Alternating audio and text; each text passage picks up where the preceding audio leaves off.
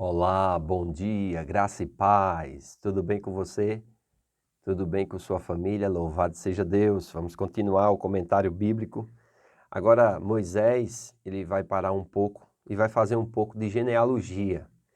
Genealogia é a história, vamos dizer assim, dos descendentes. Amém? E a Bíblia sempre aponta algumas genealogias para que nós possamos situar aonde o autor, vamos dizer assim, quer chegar na construção do pensamento que ele quer expressar de acordo com os personagens que estão inseridos naquela história. Nós precisamos entender que quando o Êxodo foi escrito, todas as coisas que foram descritas já tinham acontecido. Então, é importante nós entendermos isso, que o escritor ele já tinha uma visão, vamos dizer assim, de tudo que já havia acontecido, e aqui ele está narrando, debaixo da inspiração do Espírito, os fatos. Amém? Então, nessa genealogia, em Êxodo, capítulo 6, versículo 14, diz assim: são esses os chefes das famílias. Os filhos de Ruben, o primogênito de Israel, Enoque, Palu, Esrom e Carmim. São estas as famílias de Ruben. Os filhos de Simeão, Gemuel, Jamim, Oade, Jaquim, Zoá e Saul, filho de uma cananeia. São estas as filhas de Simeão. São estes os nomes, são estas as famílias de Simeão. São estes os nomes dos filhos de Levi, segundo as suas gerações: Gesso, Coate e Merari. E vai começar a surgir uns nomes importantes aqui. E os anos da vida de Levi foram 137. Os filhos de Gerson, Libni e Simei, segundo as suas famílias. Os filhos de Coate, Arão, Isá, Hebron e Uziel. E os anos da vida de Coate foram 133. Os filhos de Merari, Mali e Muzi. São estas as famílias de Levi, segundo as suas gerações. Arão tomou por mulher a Joquebede, sua tia, e ela lhe deu a Arão e Moisés. E os anos da vida de Arão foram 137. Os filhos de Isá, Corá, Nefebe e Zincri. Os filhos de Uziel, Misael, Elzafã e Citri. Arão tomou por mulher a Eliseba, filha de Aminadab, irmã de Naasson. E ela lhe deu à luz a Nadab, Abiú, Eleazar e Itamar. Os filhos de Corá, Assi, Elcana e Abiasaf. São estas as famílias dos coraitas.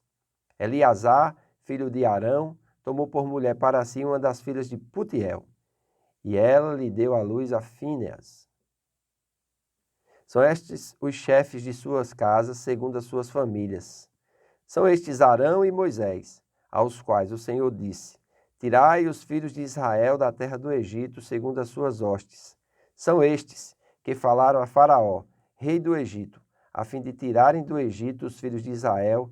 São estes Moisés e Arão. Amém? Então eles vão situar aqui a genealogia, eles vão situar aqui, esses personagens. E é bem interessante. Essa genealogia coloca Moisés e Arão como descendentes de Levi e membros daquela tribo do povo hebreu. Posteriormente, esse fator se torna importante quando Deus chama essa tribo para o sacerdócio. Amém? Então é muito importante nós entendermos isso. Então aqui está falando dos clãs das famílias. São os líderes que foram levantados, e boa parte desses líderes aqui, eles vão se tornar preeminentes e a Bíblia vai falar a respeito deles, tanto bem como mal, de acordo, vamos dizer assim, com aquilo que eles fizeram, Então é muito importante nós vermos alguns nomes aqui e o propósito, desses nomes estarem aqui na história. Nós podemos ver aqui três, Corá, Datã e Abirão. Esses homens são familiares de Arão e de Moisés, mas o futuro deles não será muito bom não, porque eles vão se rebelar contra Moisés e Arão e assim vão se rebelar contra Deus. Basicamente, a rebelião de Corá, Datã e Abirão, em On, acusava Moisés e Arão de terem se colocado acima do restante do povo de Israel. Isso nós vamos ver lá em Números, capítulo 16, quando nós formos comentar no futuro. Moisés e Arão foram acusados de reivindicarem uma santidade a si próprios e desprezarem a santidade de toda a congregação de Israel. Especialmente Arão foi acusado de ter se apropriado da posição de sacerdote. Moisés ainda foi acusado de ter falhado em conduzir Israel à terra prometida e, ao invés disso, ter feito a si próprio rei e levado o povo a uma situação instável em pleno deserto. Nesse contexto, Moisés acusou Corá e os levitas de tentarem se tornar sacerdotes a qualquer custo, enquanto eles deveriam estar satisfeitos por já serem levitas. O sacerdócio havia sido confiado apenas à casa de Arão e os demais levitas tinham que aceitar isso. Então, nós vemos ainda hoje pessoas que não aceitam o lugar aonde Deus o colocou. Eles querem, vamos dizer assim, a primazia, eles querem o primado, né? Eles querem a preeminência. Na verdade, eles querem o lugar do líder. E isso é muito perigoso, porque aqui eles são citados como líderes, né? Pessoas importantes, mas infelizmente, por não se atentarem ao seu propósito, à sua vocação, como eu tenho falado nos vídeos comentados, e se posicionarem num lugar onde Deus nunca os colocou, onde Deus nunca os estabeleceu, o que é que acontece?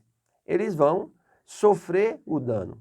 Eles vão ir por um caminho que não é o caminho que o Senhor deseja. Eles vão por um caminho que vai bater de frente com a autoridade constituída. E nós precisamos entender que a autoridade constituída, ela é levantada por Deus e somente Deus pode lidar com ela. Amém? Então, no contexto eclesiástico, no contexto da igreja, é muito importante nós entendermos a respeito da submissão e da autoridade. Porque quem estabelece a autoridade é Deus.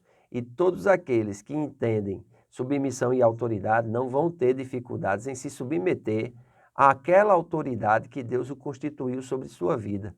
Porém, aqueles que não entendem submissão e autoridade, eles irão se levantar contra a autoridade constituída. E quem se levanta contra a autoridade constituída, se levanta contra o próprio Deus. E isso não é nada bom. Amém? Então nós vemos aqui essa genealogia que vai posicionar alguns líderes e é muito importante nós entendermos a respeito disso. Amém?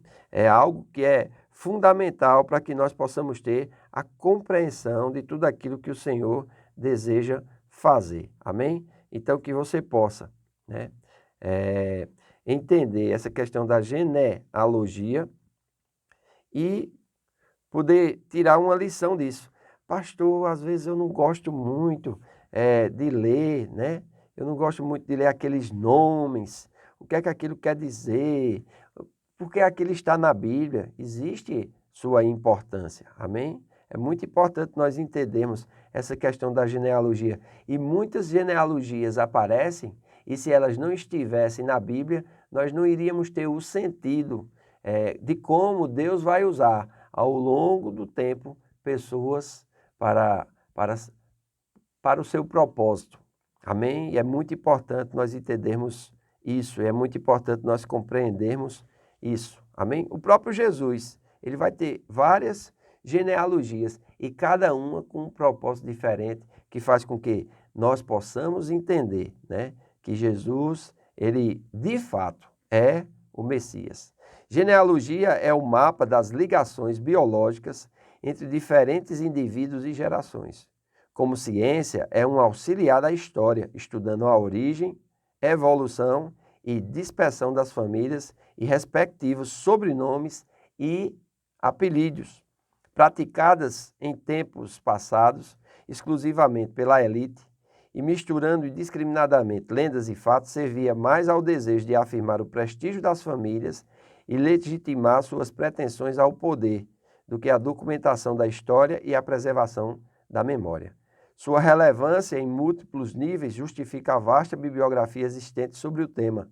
Na contemporaneidade, a pesquisa genealógica se tornou uma atividade extremamente popular, que tem provocado um impacto importante nas formas de entendimento do passado e das origens pela população em geral, fenômeno que tem atraído a atenção dos especialistas pelos problemas que a atividade leiga desencadeia no sentido de uma difusão crítica da história e dos conhecimentos, que muitas vezes são falsos e distorcidos. Então, é muito importante nós entendermos que nas genealogias bíblicas existe uma inspiração divina. E o propósito é nos fazer situar através das gerações. É interessante que as famílias aqui que serão levantadas são lá dos filhos de Jacó. Todos já haviam morrido, amém?